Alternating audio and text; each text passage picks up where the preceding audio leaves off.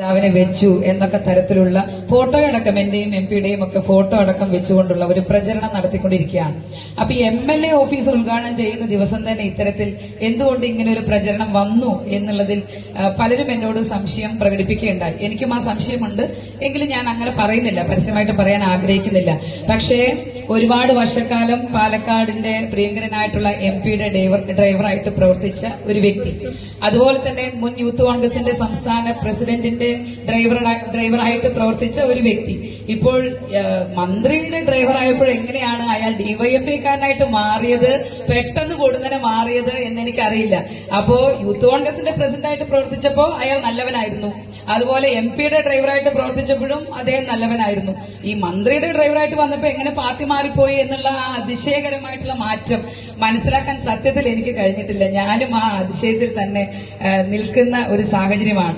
ഇനി ആ വ്യക്തിയുടെ കുടുംബം ഒരു കോൺഗ്രസ് കുടുംബമാണ്.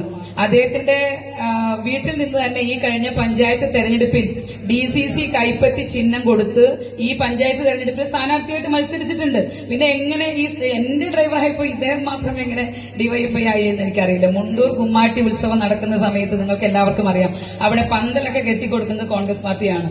അതേസമയം DJ പാർട്ടി നയിക്കുന്നത് പലപ്പോഴും ഡിവൈഎഫ്ഐ ആണ്. അവരുടെ DJ പാർട്ടിയിൽ പോയി ആർക്ക് വേണമെങ്കിലും നൃത്തം ചെയ്യാം.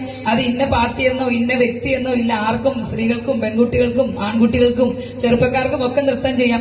അങ്ങനെ നൃത്തം ചെയ്യുന്ന ഒരു വീഡിയോയിൽ നിന്ന് ആ ചെറുപ്പക്കാരന്റെ മുഖം അടിച്ചു മാറ്റി അത് കാർഡിറക്കി എനിക്കെതിരെ കളിച്ച ആളുകൾക്കെതിരെ, കളിപ്പിച്ച ആളുകൾക്കെതിരെ ഒന്നും ഒരു കമന്റും പറയാൻ ഞാൻ ആഗ്രഹിക്കുന്നില്ല. ഇതിനൊക്കെ ദൈവം കൂലി തന്നോളും എന്നുള്ളത് മാത്രമേ ഈ അവസരത്തിൽ ഞാൻ പറയാൻ ആഗ്രഹിക്കുന്നുള്ളൂ. കാരണം എന്റെ കുടുംബം പരിപൂർണമായിട്ട് കോൺഗ്രസ് കുടുംബമാണ്. പ്രത്യേകിച്ച് CPM-ന്റെ അതിശക്തമായിട്ടുള്ള ആക്രമണത്തിന് ഇരയായിട്ടുള്ള ഒരു വ്യക്തിയാണ് എന്റെ ജീവിത പങ്കാളി. 21 ലക്ഷത്തോളം സന്തുഷ്ടരായ ഉപഭോക്താക്കളും 2 ലക്ഷത്തോളം തിമിര ശസ്ത്രക്രിയകളും പൂർത്തിയാക്കിയ മലബാറിലെ ഏക കണ്ണാശുപത്രി ആൻസലാമ high hospital, hospital road, Perinthalmanna. Soda കുപ്പി പൊട്ടിച്ച് കവിളത്തുകൂടെ അത് ഉള്ളിലേക്ക് കുത്തിക്കയറ്റി മാസങ്ങളോളം ICU-വിൽ കിടന്ന് മരണാസന്നമായിട്ടുള്ള നിലയിൽ കിടന്ന് മുന്നോട്ട് പോയി ഇപ്പോൾ അവർക്കെതിരെയൊക്കെ പോരാടി ആ മുറിവിന്റെ അടയാളം മാറ്റുന്നതിന് വേണ്ടി താടി സ്ഥിരമായിട്ട് തന്റെ വ്യക്തിപരമായിട്ടുള്ള അടയാളമാക്കി മാറ്റിയ ഒരു വ്യക്തി എന്റെ ജീവിത പങ്കാളിയായിരിക്കുമ്പോൾ അത്തരത്തിൽ നമ്മുടെ ഏതെങ്കിലും ഒരു കോൺഗ്രസുകാരനെയോ യൂത്ത് കോൺഗ്രസുകാരനെയോ ആക്രമിച്ച ഒരു വ്യക്തിയെ എന്റെ പേഴ്സണൽ സ്റ്റാഫിൽ എടുക്കും എന്ന തരത്തിലുള്ള പ്രചരണം നടത്തിയ ആളുകളോട് എനിക്ക് സൂചിപ്പിക്കാനുള്ളത്, നിങ്ങൾ പഠിച്ച സ്കൂളിലല്ല KA തുളസി പഠിച്ചത്. ഞാൻ പഠിച്ചത് മറ്റൊരു സ്കൂളിലാണ്, മറ്റൊരു കോളേജിലാണ്.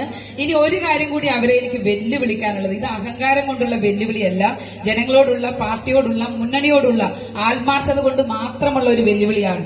എന്റെ പേഴ്സണൽ സ്റ്റാഫിൽ ഇരിക്കുന്ന ഈ പറയപ്പെടുന്ന ചെറുപ്പക്കാരനായിട്ടുള്ള ഡ്രൈവർ, അദ്ദേഹം ഏതെങ്കിലും ഒരു കോൺഗ്രസുകാരനെ അല്ലെങ്കിൽ ഏതെങ്കിലും ഒരു യൂത്ത് കോൺഗ്രസുകാരനെ ഏതെങ്കിലും തരത്തിലുള്ള അതിക്രമമോ ആക്രമണമോ നടത്തിയ വ്യക്തിയാണെങ്കിൽ അതിനൊരു തെളിവ് നിങ്ങൾ എന്റെ മുന്നിൽ കൊണ്ടുവരികയാണെങ്കിൽ, അതുപോലെ ഡിവൈഎഫ്ഐയുടെ മെമ്പർഷിപ്പ് അദ്ദേഹത്തിനുണ്ട് എന്ന് നിങ്ങൾ ഒരു വിശ്വസിക്കാൻ കഴിയുന്ന തെളിവ് എനിക്ക് കൊണ്ടുവരികയാണെങ്കിൽ അടുത്ത നിമിഷം ഈ പറയപ്പെടുന്ന സ്റ്റാഫ് എന്റെ പേഴ്സണൽ സ്റ്റാഫ് അംഗങ്ങളുടെ കൂട്ടത്തിൽ ഉണ്ടാവില്ല എന്നുകൂടി അടിവര ഇട്ടുകൊണ്ട് പറയാൻ ഞാൻ ആഗ്രഹിക്കുകയാണ്.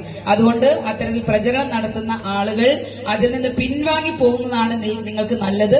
അല്ലെങ്കിൽ ജനങ്ങളുടെ മുന്നിൽ വഷളാകുന്നത് നിങ്ങൾ മാത്രമായിരിക്കും. കാരണം ഒരു MLA ഓഫീസ് ഉദ്ഘാടനം ചെയ്യപ്പെടുന്ന ഏറ്റവും സന്തോഷകരമായിട്ടുള്ള ഒരു ചടങ്ങ് അത്ര സന്തോഷകരമാക്കണ്ട എന്ന് ആരെങ്കിലും തീരുമാനിച്ചിട്ടുണ്ടെങ്കിൽ അതിനുള്ള മറുപടി അടുത്ത 5 വർഷക്കാലം ഈ MLA ഓഫീസിൽ നിന്ന് ഈ കോങ്ങാട് നിയോജക മണ്ഡലത്തിലെ മുഴുവൻ ആളുകൾക്കും കൊടിയുടെ നിറം നോക്കാതെ കക്ഷി രാഷ്ട്രീയത്തിനതീതമായി ഏറ്റവും മികച്ച സേവനം ഉറപ്പുവരുത്തിക്കൊണ്ടായിരിക്കും എന്നുള്ളതാണ് ഇത്തരത്തിൽ തെറ്റായ പ്രചരണം നടത്തിയ ആളുകളോട് എനിക്ക് സൂചിപ്പിക്കാനുള്ളത്.